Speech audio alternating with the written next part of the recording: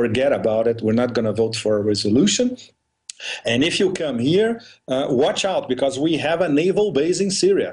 The Russians have a naval base in the port of Tartus, in the eastern Mediterranean in Syria. And obviously, if anything happens via NATO, with Turkey and with France, and even without the US in the background, as it is at the moment, the first thing they're going to do, they're going to do is buy a Russian base in Syria.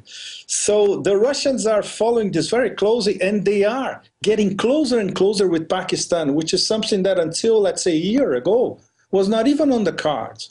And the crux of this rapprochement, let's say, this getting together, is the Shanghai Cooperation Organization, the SCO. That's a mechanism that it's also 10 years old. Russia, China, and 3 of the Central Asian stands. And we have 4 observers at the SCO, including Iran and Pakistan. And the Russians already said, and they said that for the first time only a few weeks ago, they want Pakistan as a full member. And the Chinese are saying, we also want Iran as a full member. What does that mean in practice? It means that soon in Asia, we're going to have a mechanism that, of course, it's not like NATO because it's not primarily a military alliance, but it's a security mechanism, an economic cooperation mechanism, and soon they're going to develop a military integration as well. So on one side, we're going to have Russia, China, the Central Asians, Pakistan and Iran, for instance, and on the other side, we're going to have NATO.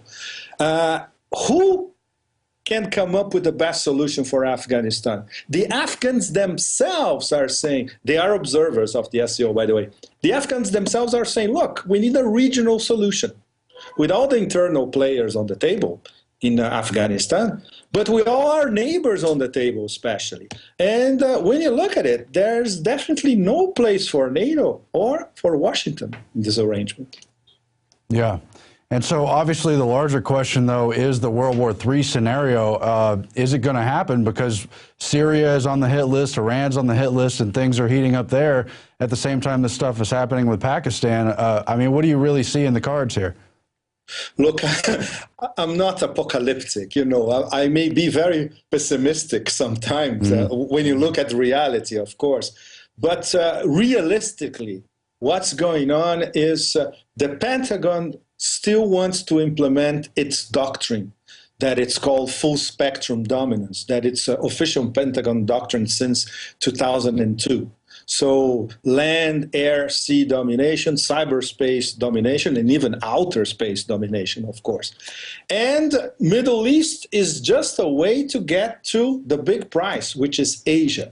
And in fact, a few commentators, like including Michael Clare, for instance, I read his piece, I think 1 or 2 days ago, already talking about what does it mean, Obama's Pacific Century or Hillary Clinton's Pacific Century. What does that mean? It means that the US or the Obama administration, because of pressure by the Pentagon generals, they are already launching a new Cold War against China, especially.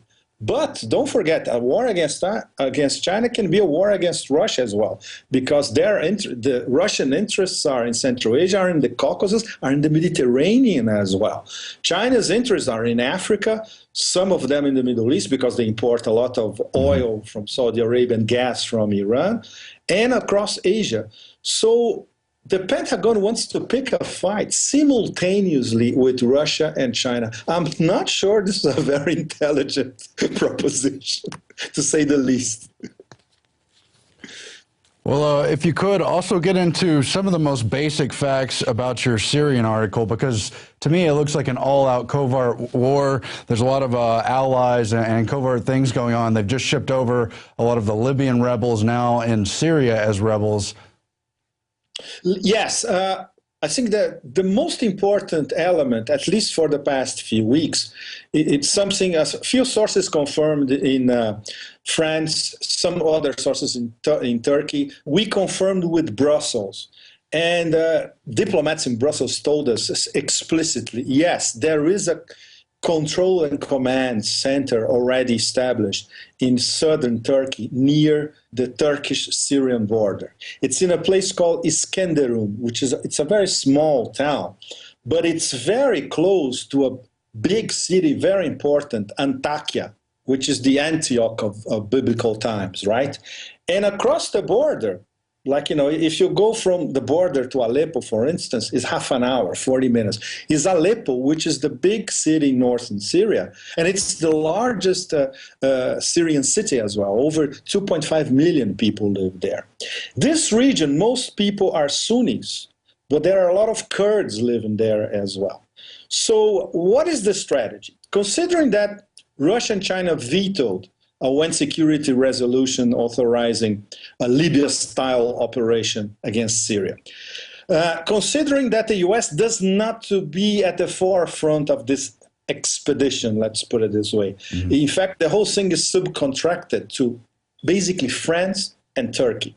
So what we have in this place is Iskenderun. It's very, very important from now on. We have French intelligence people. We have the British MI6. We have Saudis, Qataris, and people from the Emirates as well. We have engineers and naval officers, very qualified people. So they are trying to organize near the border a sort of northern insurrection in Libya. Oh, I'm sorry, in Syria. I say Libya because Libya is on my mind because it's basically the same thing, now remixed, right? Absolutely.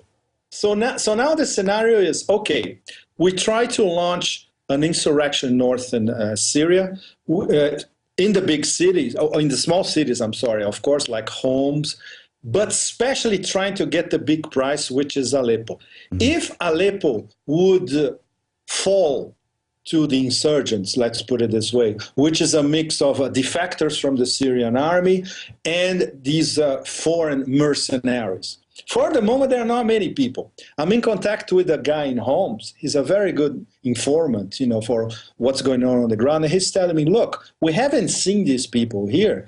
And the support for the Free Syrian Army in this area, at least, is mixed. A lot of people view them as criminals, you know, pure and simple. There are a lot of gangs in the area. People report they are being harassed, you know, cars stolen, that kind of stuff. Petty crime, basically. And not many people are talking about serious, let's say, guerrilla bands attacking the Syrian army. And another point that it's important, there has not been a mass defection from the Syrian intelligence system, the military, or the police, at least so far. This tells us that the support for the regime is still very solid among the people that are ruling Syria, and including the trading classes, the bazaris, let's put it this way. They are very important in Damascus and in Aleppo, both big cities, and they're still more or less siding with the regime, including the Sunnis, because they don't know what could happen next. If there is a civil war, who's going to rule the country afterward? Nobody trusts this Syrian National Council that was established in Paris and in Turkey a little bit. In fact, there is an interview at the Wall Street Journal today of the president of this council, and it's ridiculous. You know, he's like he was briefed at Washington or at Tel Aviv. He's emitting all the right signals, but you cannot trust these people. And the Syrians themselves, they're saying, we don't trust these people. Most of them are exiles. You know, they're not people who lived here and understand the regime and understand what we need in terms of more political participation and all that. They're a bunch of opportunists, just like the opportunists in Libya. You know, hasn't changed much. So we have to look over the past few weeks, at least. We have to be careful looking at, is there going to be a destabilization of northern Syria? If that happens, maybe we are on our way to destabilization of the whole country, but basically fueled by foreign troops, by mercenaries, and the power that is coordinating all this is Turkey, which brings us to, let me just finish with this because nobody knows the answer to this question. What do the Turks imagine they will accomplish by destabilizing one of their neighbors, considering that their official foreign policy basically, it's called zero problems with our neighbors. Right. So still nobody knows what is the Turk game. You know, I've been trying to get it from people that I know in Turkey. They don't know.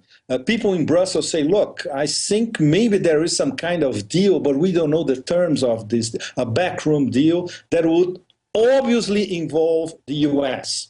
But we don't have elements, and it's pure speculation, of course. What we do know is the very convergence of interest between the Turks and the GCC, the Gulf Cooperation Council, means Saudi Arabia, Qatar, and all the other Persian Gulf monarchies. They want to get rid of the Assad regime because it's an Arab secular republic. They want something closer to the Muslim Brotherhood in power. And this is true. If the Assad regime falls, guess who's going to inherit Syria? The Muslim Brotherhood, just like they are inheriting Egypt. We saw these first initial results at the Egyptian election. Who's ahead? The Muslim Brotherhood over 40%, and an Islamist Salafi party with almost 25%. And these people in Syria, they are also popular, especially in the poorer areas in the countryside, and in some of these places where the protests started, including the small towns in the border, the Jordanian-Syrian border, and in homes as well. So look, the scenario ahead, if there is really a destabilization of the regime, is horrendous. Nothing good will come out of it. And I don't see anything good coming out of it. Certainly not democracy. Yes, sir. Is there anything else you'd like to add that we should keep an eye on, or are these pretty much the main proxies at the moment? Yes, I suggest everybody keep an eye on this Syrian National Council, what they're saying. If they're going to visit, Washington, especially, they're more or less based in Paris and Turkey. Mm-hmm. Keep an eye on what the Turks are saying out loud, because few days ago, 3 days ago, they slapped sanctions on Syria, and the sanctions are exactly the same package as the Arab League sanctions. And also, let's keep an eye on. I would say there's a sort of window of opportunity for something drastic to happen in the next few weeks before, the campaign in the U.S., the presidential campaign in the U.S. starts in Iowa and then in New Hampshire. So things could happen between Christmas and New Year that we don't know about, of course. Yeah. Well, we'll keep watching, and we appreciate you joining us, of course. Thank you. My pleasure. Thanks very much. And that's it tonight for the INFOWARS Nightly News. Of course, a lot of news to keep an eye on and continue observing. We'll be back next week. Stay tuned.